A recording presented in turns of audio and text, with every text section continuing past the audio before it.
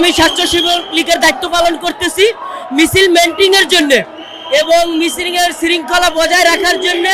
এই হাতে লাঠি না থাকলে শ্রমিকদের সামনে যে একটা উত্তেজনা, এটা দিয়ে তাদেরকে নিয়ন্ত্রণ করার জন্য, যেহেতু স্বেচ্ছাসেবক লীগের দায়িত্ব পালন করতেছি, এই জন্য এই লাঠি হাতে নিয়ে স্বেচ্ছাসেবক লীগের দায়িত্ব পালন করতেছি। আর লাঠি না, এটা ওই যে গাড়ি পার্কিং করতে সময় লাগে ভাই।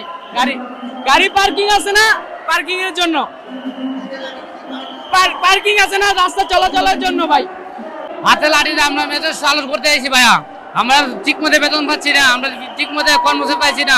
8 ঘন্টার খাবার দাবিতে, ঠিক আছে, আমরা কাজ করতেছি, আমরা মিছিল করতেছি। আজকে আমরা ঠিক মতো পাইতেছি না, বেতন বোনাস পাই না, বেতন পাই না, বোনাস পাই না, ঠিক আছে। এই কারণে আমরা মিছিল করতে আইছি। লাঠি হচ্ছে কি, আমরা তো কোনো আন্দোলন করতেছি না, কোনো হইহুস্তর করতেছি না, আমরা জাস্ট রিক্সাগুলো সাইড করতেছি, এ কারণে লাঠি, আর আদার্স কোনো কিছু না। আমাদের হাতে লাঠি এই যে বলে যে আমরা যে কারো গায়ে হাত তুলবো বা অন্যায় করবো, এমন কিছু না।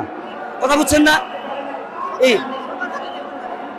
সবার হাতে তো আইনে তো চাপি তো মানতেছে না। কারণ এই যদি মেশিন লেগে দিক দিয়ে ঢুকে, তাহলে তো আমরা এটা সিগন্যাল মানতে হবে। ওরা সিগন্যাল মানতেছেন, তাহলে আমরা সিগন্যাল তো করতে হবে, বুঝছেন নাই? এগুলো একটা ভয়, এগুলো কোনো না, সিন্ডিকেট না। এটা সিন্ডিকেট হতো তাহলে একটা জিনিস তো।